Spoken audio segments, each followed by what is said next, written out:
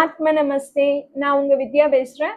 இந்த ஜூன் 2ஆம் தேதி குரு டிரான்சிட் நடைபெறுது. மிதுன ராசியிலிருந்து கடக ராசிக்கு நுழையும் குரு அங்கு உச்சம் அடைகிறாரு.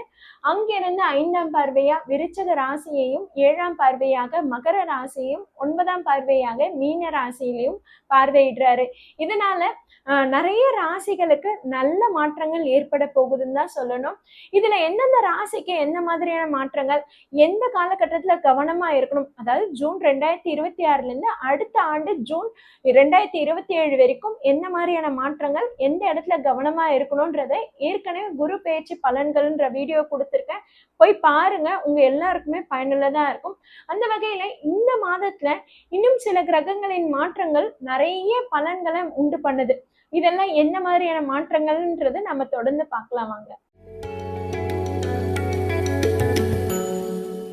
மிதுன ராசினருக்கு இந்த ஜூன் மந்த்ல எந்த மாதிரியான பலன்கள் தரப்போகுதுன்னு பார்க்கலாமா?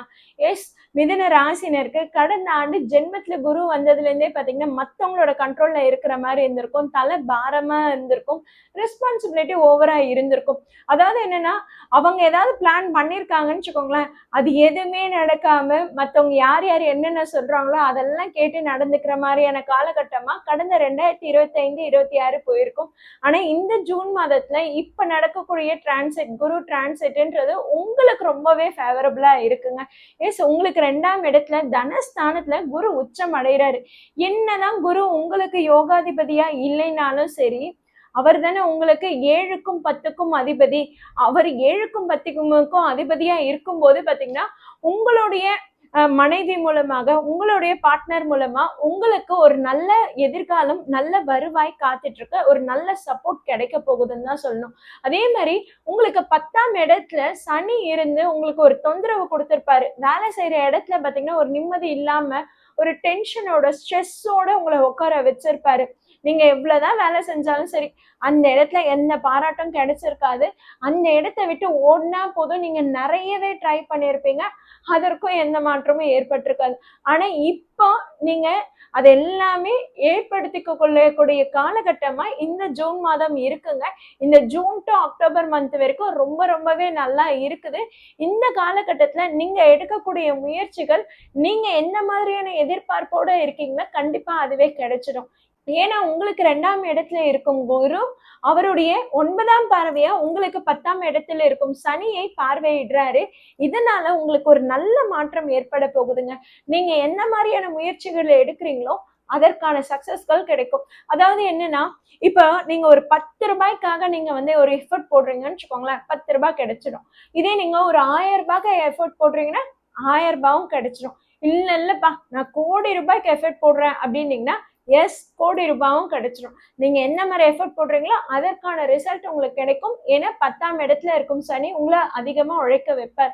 உழைச்சா அதற்கான பலன்ன்றது குருவோட பார்வை உங்களுக்கு கொடுத்துடும். இத்தனை நாள், அதாவது லாஸ்ட் இயர் சனி மாற்றம் ஏற்பட்டது, சனி டிரான்சிட் நடந்தது.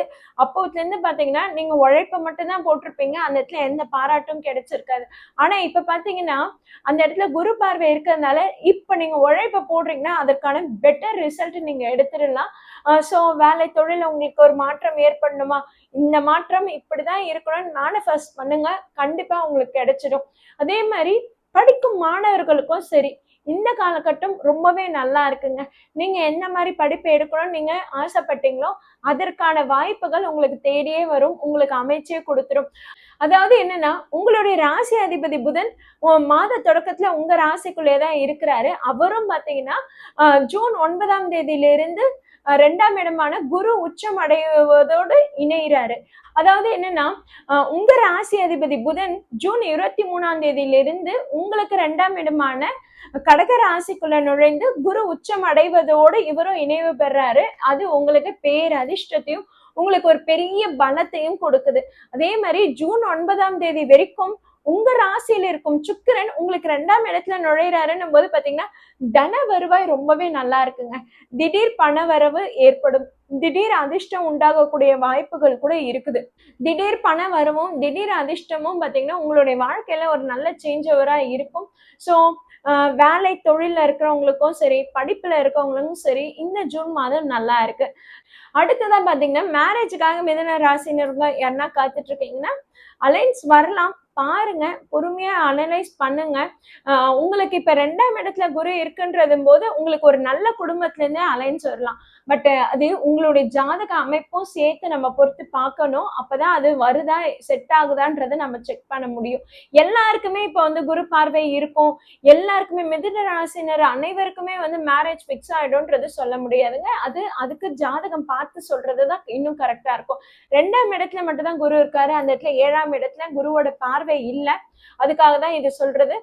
குரு வந்து உங்களுக்கு 6ஆம் இடத்தையும் 8ஆம் இடத்தையும் 10ஆம் இடத்தையும் பார்வையிடுறதுனால பாத்தீங்கன்னா மிதுன ராசினருக்கு பொதுவாவே இப்ப வேலை தொழில ஏதாவது மாற்றம் வருமா, வேலை தொழில ஒரு முன்னேற்றம் இருக்குமா, குட் சேஞ்சஸ் இருக்குமா, நான் வேற ஏதாவது மாத்திட்டு போலான்னா அதற்கான குரு டிரான்சிட் தான் இது. லவ் அண்ட் ப்ரொபோசல்ல இருக்கீங்க அப்படின்னும் போதும் சரி, அதை அப்படியே மெயின்டைன் பண்ணிக்கிறது பெட்டரா இருக்கும். ஓகேங்களா? உங்களால மெயின்டைன் பண்ணவும் முடியும். ஏன்னா 2ஆம் இடத்துல குரு இருக்கு, சுக்கிரன் புதன் இணைவுலாம் இருக்குன்றதுனால பாத்தீங்கன்னா உங்களுக்கு அந்த தைரிய வீரியமும் இருக்குது, பலமும் செலவுப்படுது. இந்த தைரிய வீரியம்ன்றது எதுன்னா உங்களுக்கு மாத பிற்பாதையில உங்க ராசிக்குள்ள சூரியன் நுழையிறது ஒரு தைரியத்தை கொடுத்துறாரு. சோ இந்த மாதம் முழுக்க பாத்தீங்கன்னா உங்களுக்கு தைரியமாவும் இருப்பீங்க. உங்களுடைய வாக்கு ஸ்தானத்துல குரு இருக்கிறதுனால உங்க வாக்கும் பலிதமாகும். அதாவது யாருக்காவது நீங்க ஒரு வாக்கு கொடுக்குறீங்க, அப்பா என்னால இது முடிச்சு கொடுக்க முடியும், நான் முடிச்சு காட்டுறேன் பாரு அப்படின்னு வாக்கு கொடுக்குறீங்கன்னா அதையும் உங்களால காப்பாற்ற முடியும். இதுல நீங்க ஹெல்த்ல மட்டும் கொஞ்சம் பாத்தீங்கன்னா கேர் எடுத்துக்கிற மாதிரிதான் இருக்கு. உங்களுக்கு 3ஆம் இடத்துல கேது இருக்குன்னும் போது அப்போ உங்களுடைய நெய்பர்ஸ் கிட்டயும் சரி, உங்களுடைய ஃப்ரெண்ட்ஸ், அதுக்கப்புறம் உங்களுடைய மூத்த சகோதரர்கள் இவங்க கிட்டயும் சரி சரியான அணுகுமுறையோட இருந்துக்கோங்க.